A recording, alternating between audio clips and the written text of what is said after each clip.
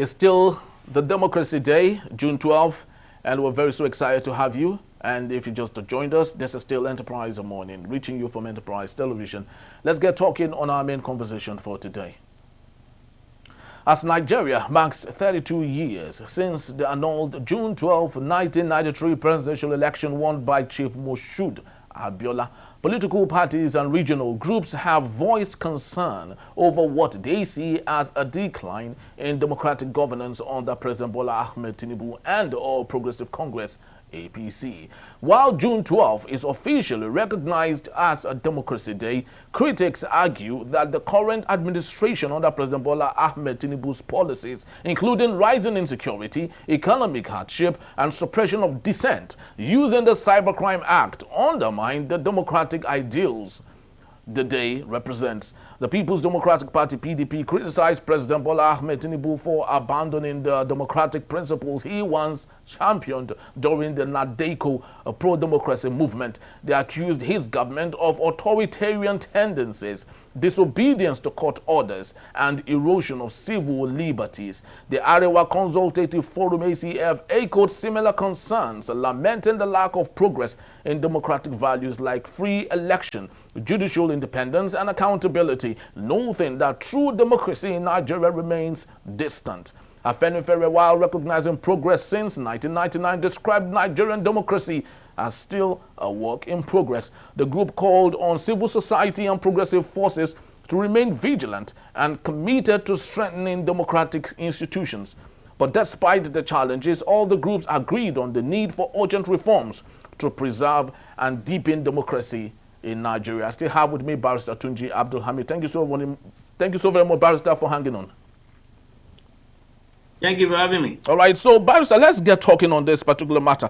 Although we had done a little bit of that during our newspaper reviews, but let's get into, in-depth analysis on 32 years after the annulment of June 12. Already we have President General Muhammad Buhari, who had come to clarify that it wasn't him that annulled the election, it was General Sani Abacha.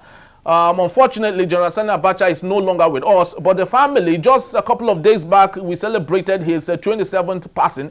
The family, especially the wife, said it wasn't the husband's cause. So who do we blame now that IBB is saying it's not him? The family of General Sani Abacha are equally running away from that responsibility.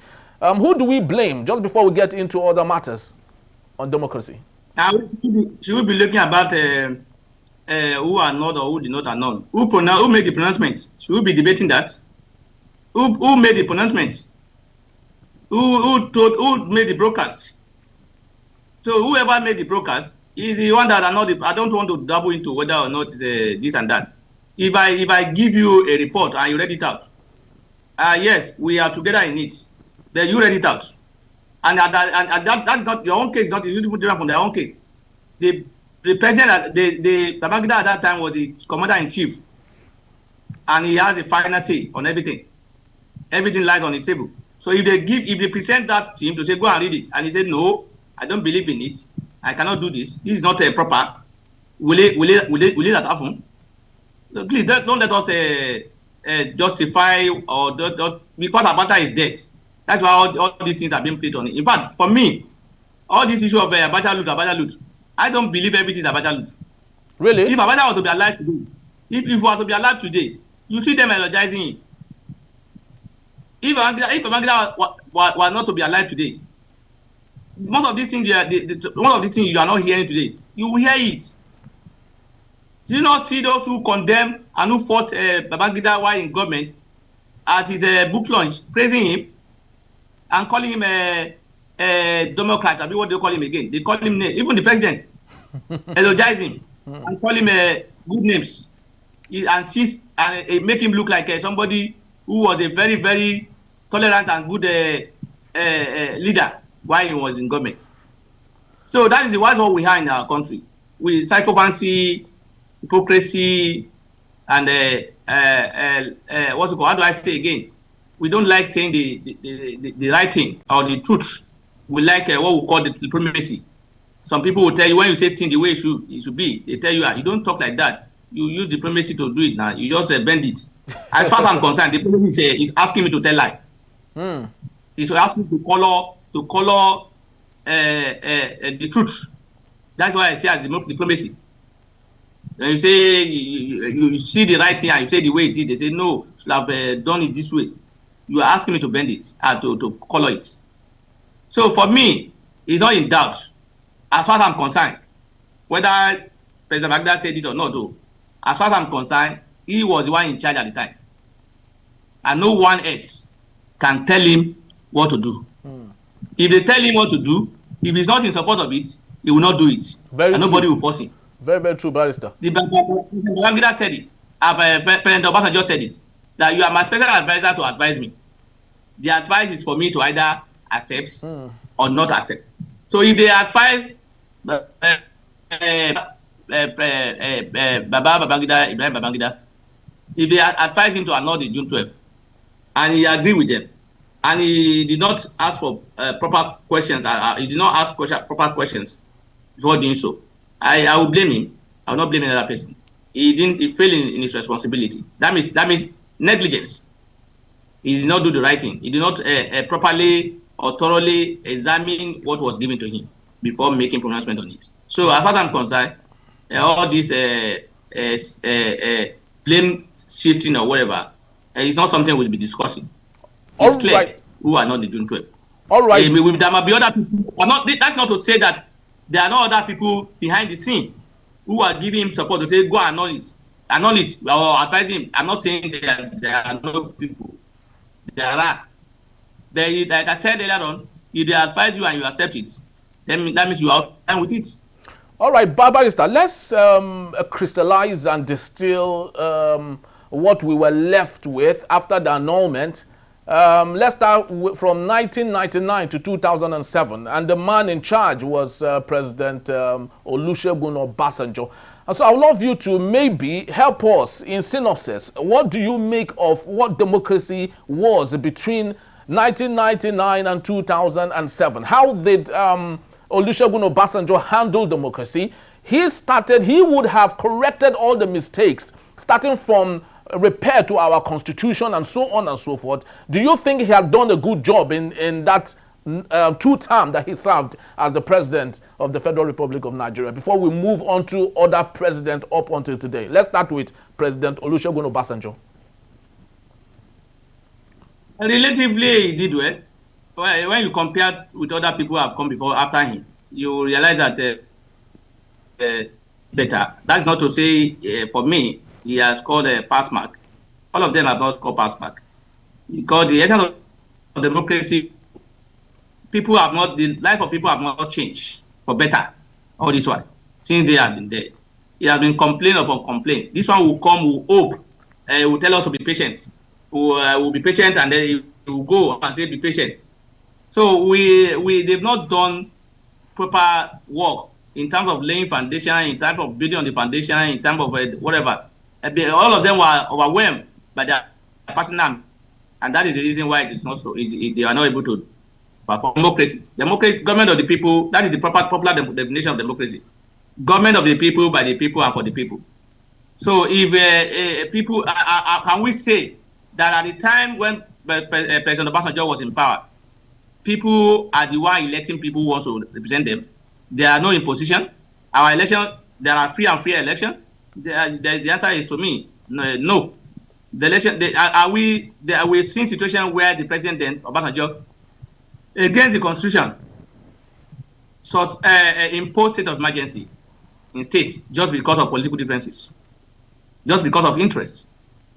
We've seen a situation whereby people behave as if they are not they are institution to themselves. They are not. They take laws into their hands. There is no respect for rule of law. When I say there is no respect, I'm not saying there is none at all. But the level of respect for rule of law is not high. They respect the law when it favors them. When it doesn't favor them, they go against it. I tell you, the good work of Obasanjo, one of them is the creation of the EFCC. But because of political interest, that was defeated. Because Mr. Nurubadi was appointed at that time, and other people have been appointed. They were using it as a political tool to pursue oppositions and cage them, thereby defeating the purpose of of it. Some people will ask me, if you have not done anything, will they come after you? Yes. I know, if you have not done it, I'm not saying there's no go after people, even if you are in opposition. But the point is that they were not doing it genuinely. It's been selective and it's been targeted at people. So for me, democracy is about obedience to rule of law. Democracy is about people interest first. People is placed as priority, number one. The security and welfare of the people should be the ultimate projects of the government. From all the governments since 1999, who among them have taken this as priority? Few of them. I'm not saying they didn't have any interest, but they've not. If I'm to score them, they've not done to hem pass mark. But if I might ask, Barrister, yes. But if I might ask, what's your take on free and fair election between 1999 and 2007? Do you think the votes or do you think the votes of the people, did it count? I don't think so. Relatively, I don't want to say totally that it didn't count, but there are manipulations, and this was confirmed by the late President Yar'Adua. He confirmed it. He was later as president, and when he came, he said, "I am aware that the election that brought me into office is not free and there are some elements in it that does not make it free and fair, and therefore he will work on it." And that was why he set up a waste committee. So if I say it's not free and fair, I will not be saying anything outside what is clear. The man who was elected said it by himself. So if the election has not been with the way. Most times it's not about the will of the people. It's about manipulation. Election, our electoral times are not neutral. Our security agencies most times are not neutral. They take side with the government in power or people they have personal relationship with. These are the reasons why we are not getting it right. The day we get it right in terms of our election, and the day people believe that look, once you vote, your vote will matter and it will be reckoned with. That is the day we are going to have a change, and that's why that is the day you will not see politicians just decamping anyhow or just treating you anyhow. They will want to deliver, because as it is today now, if you are a sitting governor or president or minister or senator or assembly member or whatever, you don't believe that your work is what will return you to office. Be loyal to the governor or loyal to the president, or not be in the good book of the president or the governor.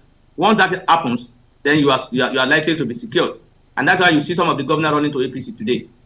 They are trying to secure their political future. It's not that's not my word. That is the word of an Akwa Ibom governor. He said he wants to secure his political future. So it's not if they believe that look, your performance, will be determined by the people during the election. I will form the basis of whether people will vote for you or not. You work well, but because today that does not matter.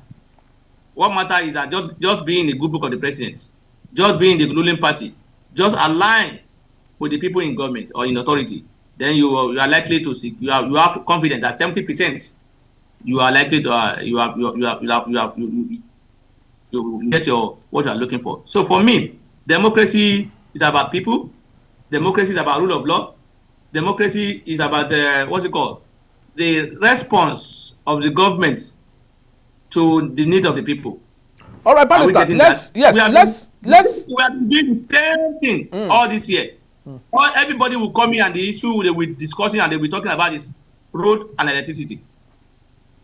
Road, this one will come this year. He will say what he's doing is road. People will say we've never seen this before. He will go the next year. You will think nobody has come before and nobody has done any road before. He will also come and they will say Abuja that we are talking today that they are praising Mr. Wike that he has done fantastically. Yes, he may have, but that is not new. El-Rufai turned Abuja to what it is today. El-Rufai started it. He turned it to where it is today. And that is the essence of government. Some people will do something, you will come and take it up.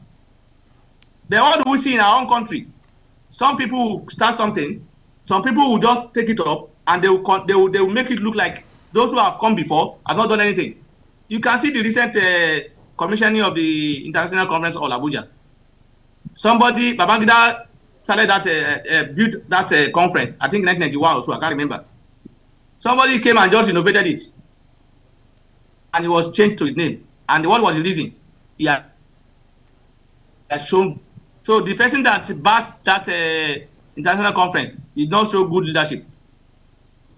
They showed good leadership by telling them that this is not our standard, improve on it. So those who think of it or who thought of it and say, look, we need an international conference, did not do well. They are not leader. Just because that standard, that what is the standard of today? No. What at the time it was put in place, that was the standard. So what we are supposed to be doing is to improve on it. And that's what the Mr. Wike has just done for him. He has improved on it. But that does not mean it's a new thing or something that is unprecedented. No. And as far as I'm concerned, we are more even concerned about what we see democracy in Nigeria today now is about building roads. Once you are building roads as a government, people will start praising you. You are the best. You have done anything that anybody has not done before. When are we going to move out of this building of roads as a democracy dividends? We are 30. How many years now? You say we are in democracy for how many years now? 20-something years, 26 years. Yes. We are still talking about lack of electricity. Yet we are talking about lack of a good health facility. We are talking about lack of quality education in our country, lack of standard schools, public schools in our country, and we have government coming every year, budget trillions of naira for these things, and nothing is happening. And somebody want me to say to clap and say, well done, we are moving forward. We are not. We are not moving forward. All right, Barrister, let's maybe yes. Are moving forward. But the country is not moving forward.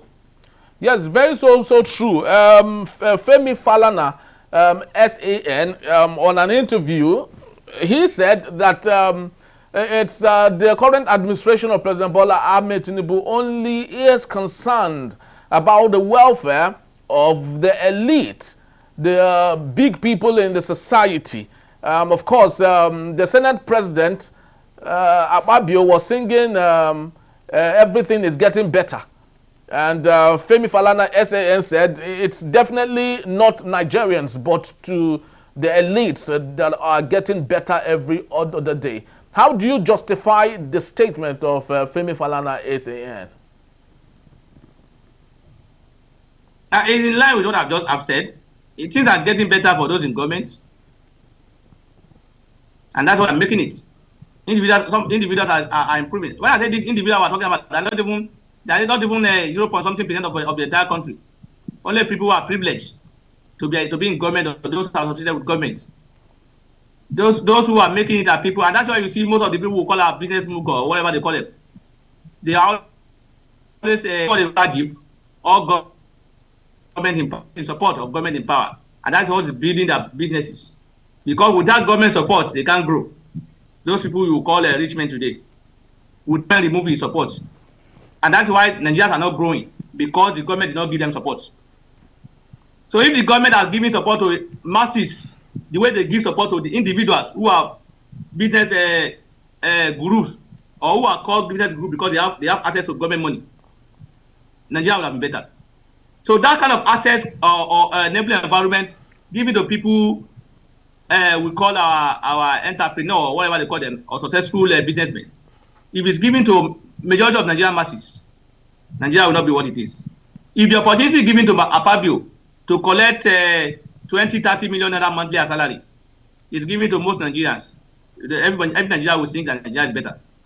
If the opportunity of them collecting billions of naira or every year or for constituency allowances, everybody will think Nigeria is better. If you are collecting that kind of money, we will not say Nigeria is better. He's collecting money for constituency projects, and people are not seeing it.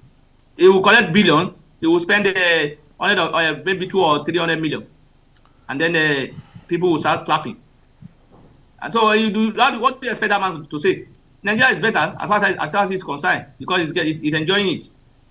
So I align myself with the position of Mr. Femi Falana SAN. Nigeria is getting better for those in government, for those in government, for those who have access to government, for those who are sympathetic to the government in terms of collecting contract or whatever, and who are collecting contract. It's not all of those who are sympathetic or those who are even closer to the government that are making it. Some are just there, hoping. I know one of them who is a frontliner in Lagos State. He has been a commissioner. He has been a SSA. He's always on Facebook today now, trying to sing praises of the president so that he will recognize and give me appointments. Unfortunately, so those kind of people are also close to the government, but they are not making it now. But they are hoping that they will make it. So what I'm saying is that kind of environment created for people like Dangote, people like Elumelu, people like Otedola, people like so many other business groups, business are given to, if 10% of it or 1% of it is given to average Nigerian business entrepreneur or those who are also work, even not only everybody cannot be entrepreneur. It's giving those kind of support is given to Nigeria as a whole. Nigeria will be better, and everybody will be singing. Nigerians are getting better. Things are getting better. But as it is today, only Akpabio and Co are seeing it because they are collecting millions and billions. They are making money. Free car. They are living in free houses. They don't use their personal money to buy clothes. They don't use their personal money to enter flights. They don't use their personal money to go anywhere, to do anything. The only prayer they have is, God, please wake me today. That's all. So that kind of person will not sing Nigeria is getting better. Of course, he will sing it. He will say it. And unfortunately, they are the people they are the people who are supposed to be class for our good standard of living. They are to say Nigerians are sovereign, but they are not seeing it. Since they are enjoying, everybody is enjoying. So it's unfortunate that things may not get better because those who are supposed to see our hardship are not saying, because they are making money, they are enjoying it. So I align myself with the NSIC, and I totally agree that Nigeria is getting better for those in government, for those who are to get contracts from the government or to benefits from the government. I'm trying to rack my brain to see what have been done to benefit masses generally. I'm not talking about people will tell me student loan. Student loan for how many people? Student loan that will not come even that will come after leaving when some students have left their schools. It was introduced because the government create more hardship. They created more hardship. The school fees that was 20,000 naira became 200,000 naira. So let's now clap for that kind of a thing. You created problem and you are giving little to support it, and you want me to be clapping and saying they've done well. I will not do that. And I'm even aware of so many students who are indigent, who don't have access to that student loan. Some people will tell me they did not apply. It is not everybody that applied that they give. It is not. Even if they apply, some of them are not. It's not given to all of them as at when due. We have that story of people who said they've left school when the money came, and the school did not say anything. So at that time when they were in school, if they don't have alternative of how to pay their school fees, what will happen? What will happen? Will the school allow them to say, look, since we know you have applied for a student loan and we know your money will come thereafter, would they allow them to be in school without that?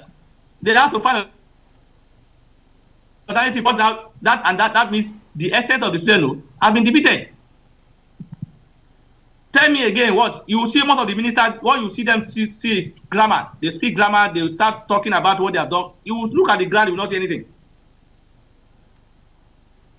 Then when they tell you what they have done, they will start speaking grammar, and you will now look at it and you will not see. The only one you are seeing physically is the one the Wike is doing now, the road.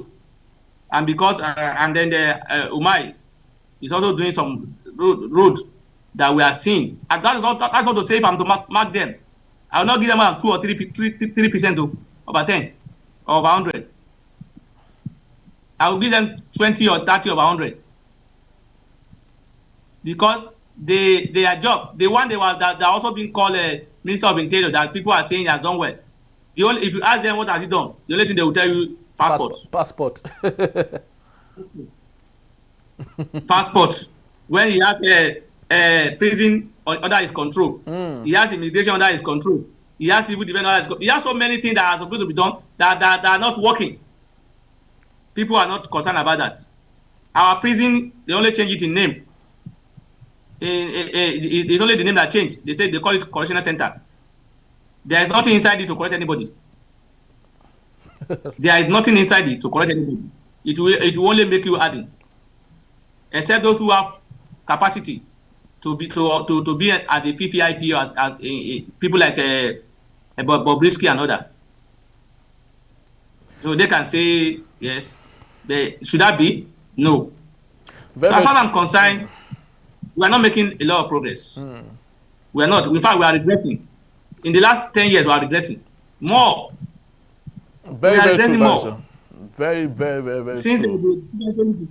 You look at our circumstance, you will pity us more. Very, very true, Barrister. You can't overstate. Yes. Yes, you cannot overstate, some of these things because they are very so glaring.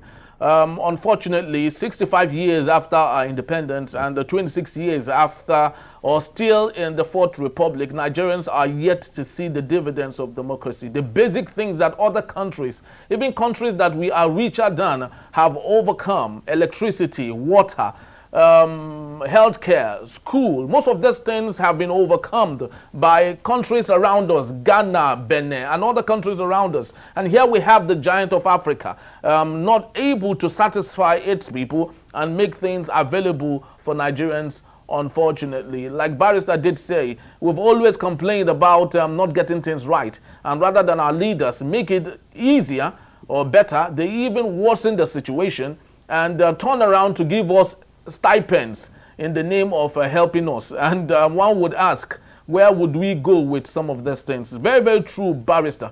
And it's actually very right that you said. There's something you said at the opening, Barrister. You said this is not Democracy Day, but what exactly? There's something you said. I say for me, it's a civilian. It's not. We are not operating democracy. We are operating civilian rule. Yes, very true. Operating civilian rule, Barrister, and that's so very true. Yeah, if you are operating democracy, rule of law will be sacrosanct. If you are operating democracy, people's interest or people's will be the major priority. This welfare, security of the people will be the major priority, and the voice of the people will be the top. And whatever they wish is what the government will do. But what we see today is whatever the government is looking for is what the people must accept. Very, very sad, Barrister. Thank you so very much for... Yes. Yes, that's true. That's not democracy, that's civilian rule. Thank you so very much, Barrister. We truly do appreciate you once more. Thank you for having me. It's my pleasure to be with you. All right, thank you, sir. That's just about the time we have. I'd love to say thank you to you for making this a date. We truly do appreciate you. It might be sad and gloomy, but let's continue to hope and pray that Nigeria would be better. Nigeria would be the Nigeria everyone is excited for. We shouldn't give up hope, knowing that we're still together. United we stand, divided we fall. So let's continue to hope that we would be together so we can achieve the great Nigeria that was made possible by those who started it.